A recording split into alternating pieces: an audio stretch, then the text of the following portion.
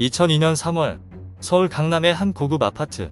그날 새벽 대한민국 영화계를 뒤흔든 충격적인 소식이 전해졌습니다. 천재 배우로 불리던 이경영이 미성년자 관련 범죄 혐의로 긴급 체포된 것입니다. 화려한 스포트라이트 아래에서 모두의 존경을 받던 그는 하룻밤 사이에 국민 배우에서 금지된 이름으로 추락했습니다.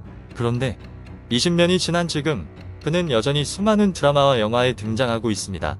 도대체 어떻게 이런 일이 가능할까요? 지금 그의 숨겨진 과거와 방송 복귀의 비밀을 파헤쳐 보겠습니다. 본격적인 이야기에 들어가기 전에 좋아요와 구독으로 진실 추적에 함께해주세요. 이경영은 1960년 12월 12일 충북 충주에서 사남이녀 중 막내로 태어났습니다. 당시 어머니는 삭바느질을 하며 생계를 이어나갔고 이경영은 봉제공장 공원, 환경미화원, 건설 현장 막노동 등 안 해본 것이 없었습니다. 충주 고등학교를 졸업한 후 재수 끝에 충남대에 입학했습니다. 하지만 집안 형편이 어려워 군에 입대할 수밖에 없었습니다. 제대 후 또 재수 끝에 한양대 연극영어과에 27세 86학번으로 입학했습니다. 당시 돈이 없어 한양대에서 종암동 자취집까지 늘 걸어 다녔고 아버지의 사업 실패로 가족이 뿔뿔이 흩어진 지오래였다고 합니다. 1987년 임권택 감독의 연산일기에 중종이라는 단역으로 영화에 첫 데뷔했습니다. 당시 개런티는 30만원이었습니다. 이후 곧바로 아다다의 필도 수령으로 출연하며 행운이 거듭되었습니다. 1990년대 중반까지 영화계에서 박중훈, 안성기, 최민수와 함께 충무로 4대 배우라 불리며 잘나가던 배우였습니다. 요즘 사람들은 믿기 힘들겠지만 이경영은 본래 현대의 꽃미남과 같은 개념의 미남 스타였습니다. 당시 이경영은 멜로 분야에서 세부적으로 다양한 성격을 구별하며 미세한 감정선을 강조하는 연기에 특화되어 있었습니다. 점잖고 부드러운 카리스마를 가진 젠틀맨 이미지로 여주인공과 사랑에 빠지는 멋진 남자 역할을 많이 맡아서 여성들의 인기를 독차지했습니다. 또한 당시 충남대학교 의과대학을 중퇴했다고 알려져 있어서 지적인 이미지도 갖고 있었습니다. 이 때문에 남성미가 강한 터프한 이미지의 최민수와 자주 비교되었습니다. 다만 영화 배우로 활동했을 때는 훗날 드라마에서처럼 젠틀맨 역할에만 갇혀있지는 않았습니다. 오히려 넓은 연기 폭을 자랑했습니다.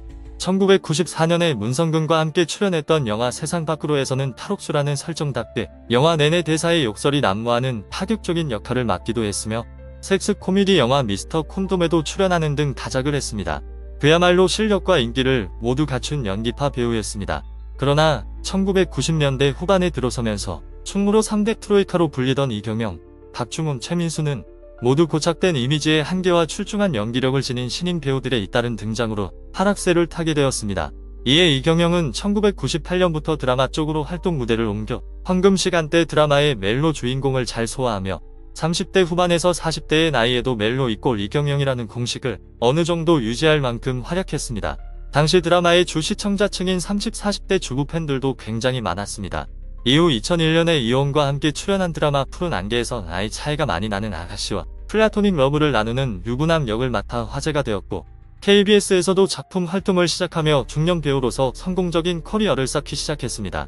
또한 영화 몽중인으로 영화 감독 일에도 본격적으로 도전하면서 활동의 폭을 넓혀가는 듯 보였으나 1990년대 초반의 얼굴에 비하면 살도 찌고 머리가 하얗게 센 것이 특징이었습니다. 오랜 자숙 기간을 거쳐 2011년 이후 영화 등장 빈도가 늘었습니다. 미성년자 XX로 출연 금지를 당했으나 영화로 재기한 선배 송영창의 전철을 고스란히 받고 있는 셈입니다. 주로 주인공의 든든한 조력자 혹은 카리스마 있는 악역을 맡아 이경영을 모르는 신세대들에게도 깊은 인상을 주고 있습니다. 이렇듯 이전부터 인정을 받아온 연기력을 바탕으로 여러 영화에 캐스팅되며 꾸준히 활약하고 있습니다. 더욱이 2014년과 2015년에는 불과 2년 동안 20편을 찍으며 어마어마한 다작을 했습니다. 거의 한 달에 한 번꼴로 영화가 개봉한 셈입니다. 10월에 방영된 드라마 미생에도 출연했습니다. 이렇게 다작을 하게 된 원인은 자숙기간 동안 활동하지 못한 본인의 활동 욕구에 더해 지상파에서는 2019년까지 출연 금지 상태였던지라 케이블을 제외하면 할 수 있는 것이 영화밖에 없었던 것도 있습니다. 다만 감정 표현력과는 별개로 대사 전달력은 종종 지적받습니다. 중저음의 쩌렁쩌렁한 발성은 좋은 편이지만 발음이 분명하게 들리지 않는 경우가 많아 이경영이 대사 치는 부분만큼은 자막을 넣어야 한다는 우스갯소리도 있습니다. 2016년 12월 2016 스타의 밤 대한민국 톱스타상에서 이경영이 나무조연상을 수상했습니다. 그런데 하필이면 수상 장면에 나오는 배경 명상으로 장필우가 신체 중요 부위로 폭탄주를 만드는 장면이 그대로 나왔습니다. 2019년에는 SBS 드라마 해치워 베가본드에 출연하면서 본격적으로 지상파에도 복귀했습니다. 2020년에도 하이에나에 출연하는 등 본격적으로 SBS의 터를 잡은 모습을 보이고 있습니다. 2021년에는 검은 태양에 출연하며 MBC 드라마에도 본격적으로 진출했습니다. 다만 2020년 3월 엠번방 사건이 사회적 이슈로 떠들썩했던 시기에 이경영이 성액수매매 전과로 인해 재조명되며 이수와 함께 논란의 대상으로 언급되었습니다. 하지만 최근 이경영의 여러 대사에서 비롯된 재밌네 진행시켜 밈이 유행하면서 그는 최근 게임 광고까지 촬영했습니다. 이미지가 생명인 광고계에도 복귀하면서 또 다른 전성기를 맞이하고 있습니다. 2020년 12월 10일에는 교제 중인 여성과 결혼을 준비 중이라는 언론 보도가 나왔습니다. 워낙 조연으로 다작을 하는 배우라 또 병영이라는 별명도 생겼을 정도입니다. 대중들도 회장 또는 보스 역에 또 이경영이야? 라고 말하곤 합니다. 실제로 한때 케빈 베이컨 지수가 3으로 한국의 모든 현역 배우들 중 가장 낮은 수치를 기록하기도 했습니다. 이를 두고 농담조로 한국 영화에는 이경영 쿼터제가 있다고 하기도 했습니다. 그만큼 한국에서 여러 이슈를 다루는 영화를 만든다면 일단 이경영을 고위 악역으로 캐스트해 음모를 꾸미는 시나리오를 짜고 영화를 구성할 것이라는 말이 나올 정도입니다. 이후 커뮤니티 등지에서 재미로 만든 가상 영화 시나리오에는 빠짐없이 등장하는 토경영 요소가 밈이 되었습니다. 사실상 마지막에 이경영을 등장시키기 위한 장치라고 봐도 될 정도로 가상 영화 세계에서 그의 존재감은 절대적입니다. 오히려 이경영이 마지막에 등장하지 않으면 왜 이경영은 안 나오냐는 반응마저 나옵니다.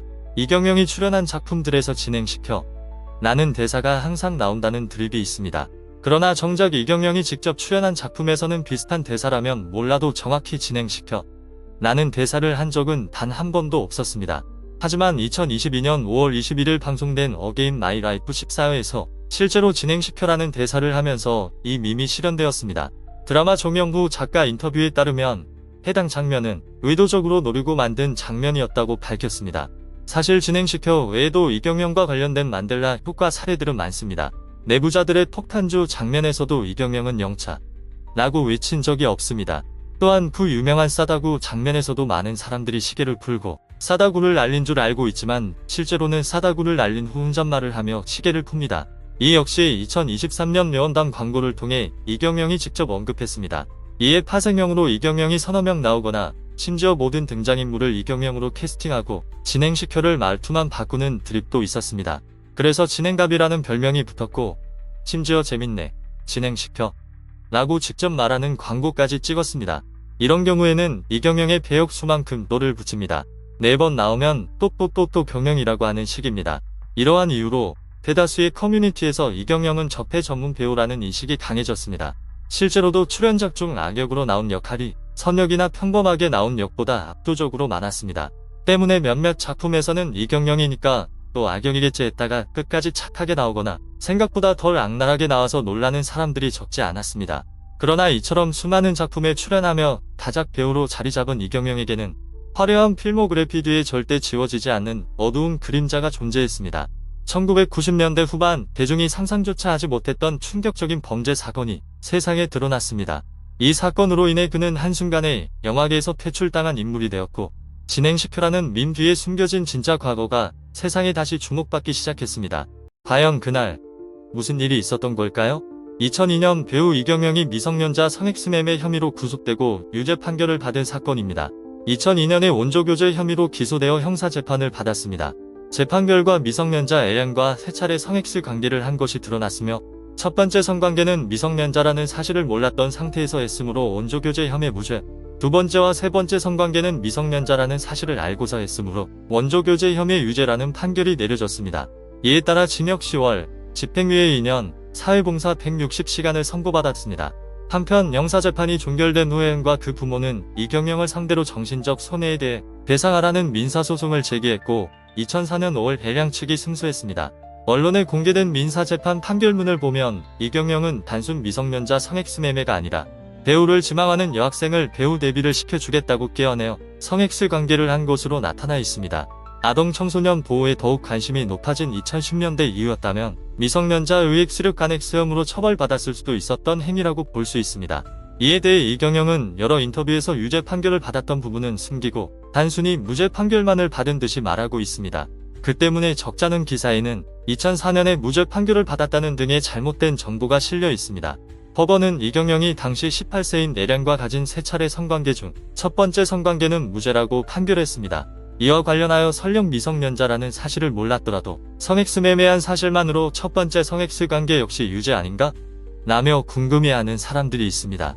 하지만 법원은 검찰이 기소한 죄목에 대해서만 판결을 내리는데 이를 불고불리의 원칙이라고 합니다. 따라서 검찰이 이경영을 미성년자 성엑스 매매죄로 기소했으면 법원은 미성년자 성엑스 매매죄가 성립하는지 여부에 대해서만 판결을 내리는 것이 원칙입니다. 다만 예외적으로 일정한 경우에는 검찰이 기소하지 않은 죄목에 대해서도 판결을 내리는데 이 사건에서 법원이 첫 번째 성엑스 관계가 일반 성엑스 매매죄에 해당하는지에 대해 판결을 했다면 어떤 판결을 했는지에 대해서는 알려진 바가 없습니다. 이경영은 이 사건 이후 2005년부터 간간히 영화의 조연으로 출연하다가 2011년 이후에는 영화계에서 활발한 활동을 하기 시작했습니다. 이에 따라 언론과의 인터뷰가 자주 있었는데 미성년자 성엑스 매매 사건이 어떻게 마무리됐냐는 기자들의 질문이 나오면 유죄 판결받은 부분은 숨기고 무죄 판결받았다고만 답했습니다. 그리고 언론들은 이경영의 말을 검증 없이 그대로 내보냈습니다. 실제로 이런 기사들 때문에 이경영이 무죄 판결을 받은 줄로 알고 있는 사람들이 많지만 위에서 살펴보았듯이 이경영의 말은 교묘한 거짓입니다. 2012년 11월 14일 이경영이 출연한 토크쇼 TVN 백지연의 피플 인사이드가 방송되었습니다.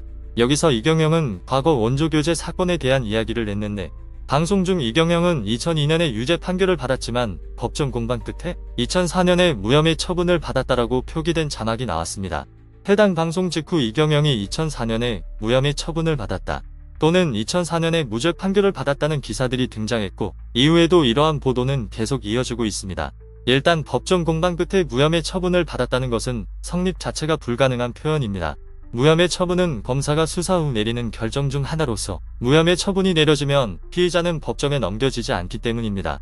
법정 공방 끝에 내려지는 것은 검사의 처분이 아니라 판사에 의한 유죄 판결이나 무죄 판결입니다. 설령 법정 공방 끝에 무혐의 처분을 받았다는 표현을 법정 공방 끝에 법원에서 무죄 판결을 받았다는 의미로 이해하더라도 문제는 여전히 남습니다. 이 사건 형사재판 판결은 2002년에 이미 확정되었습니다.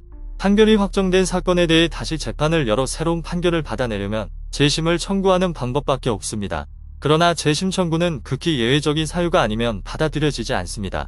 한편 이 사건은 세간에 큰 화제가 되었던 사건이었음을 감안할 때 만약 이경영이 재심을 청구했고 그 청구가 받아들여져 재심 재판이 열렸으며 결국 2004년에 무죄 판결을 받아냈다면 서울고등법원 형사합의 재재판부는 청소년 성보호법 위반 혐의로 2002년에 유죄 판결을 받았던 배우 이경영 씨에 대한 재심 재판에서 라며 무죄를 선고했다와 같은 자세하고 구체적인 보도가 반드시 있었을 것입니다.